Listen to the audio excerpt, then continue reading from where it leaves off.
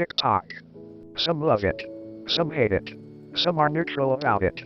One might say that there's something for everyone on it. Whether you're into philanthropy, life hacks, or teenage girls dancing in public spaces in hopes of going viral. One might say that it's distracting people from doing regular everyday activities.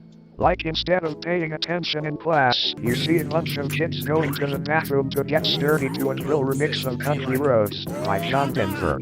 Although in cases like this, the bad pretty much outweighs the good. TikTok is one of the many reasons that Generation Z is going downhill.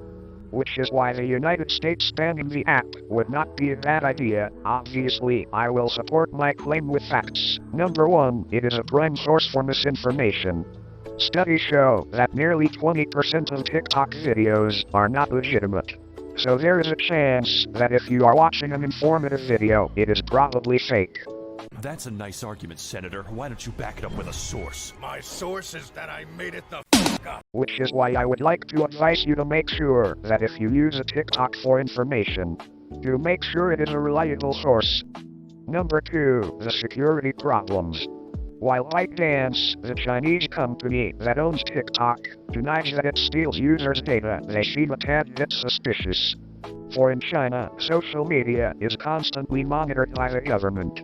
Anything you say can and will be known by the government. And if you say the wrong thing, you'll get censored. Take WeChat for example. WeChat is a Chinese app for messaging and payments. It is one of the social media apps that the Chinese Communist Party monitors and stores the data of its 1 billion users. So since TikTok is Chinese-owned, there is a chance they are probably taking your data. Now, I bet you're probably saying something like, Well, actually, the United States has spies too. According to my calculations, the CIA most likely collects personal information and stores it in databases. Well, hold on just a second, because I got 2 things to say about that. For one thing, the CIA is not allowed to take your data unless they have a valid reason to. And riddle me this. Who would you rather be stealing your data? The country that you actually live in, or a country that is the complete opposite? A country over 11,000 kilometers away, with different laws, a different economic system, and different hierarchies? The country that has complete control of what its citizens say or do online?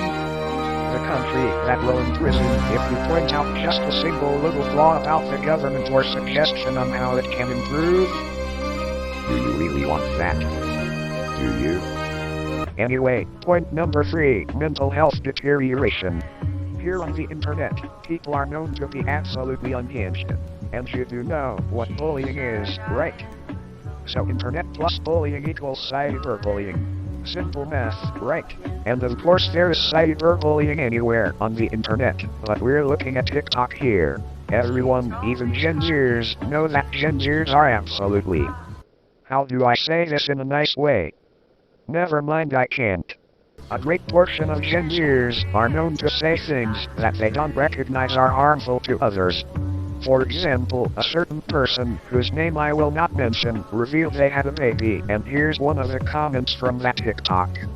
Don't get me wrong, I got a bit of a chuckle from that one.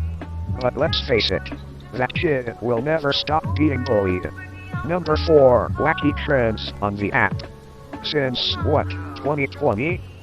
There have been a rise of, well, not really good trends, especially there's dangerous ones. A bit of a warning here, some of the images are gonna be super bizarre, and not in a good way. So look away or don't. I don't care. There was a trend in 2020 called the teeth shaving trend. You heard that right. Teeth shaving. While we're on the subject, it is ill-advised that you try to do this to your teeth. It can damage it, and they could break. Also, let's face it, it looks stupid. Next there's the peer. Wait, hang on. Did I read that right?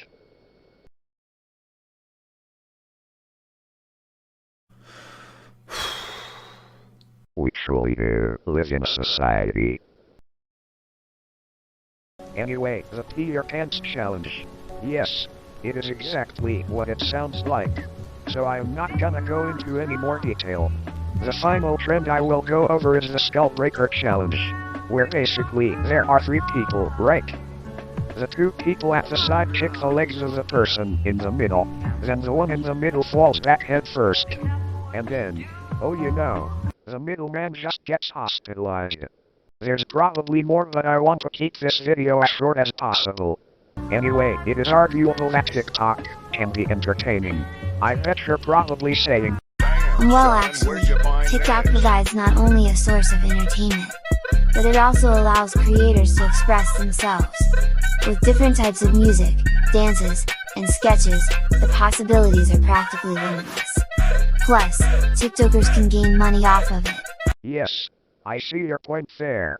However, what happens when a person uses the live stream feature to, oh you know, become game over? Ha! What are you? Wait, what? Yes, in 2019, a 19-year-old Brazilian, whose name will remain anonymous out of respect, live streamed himself. You know.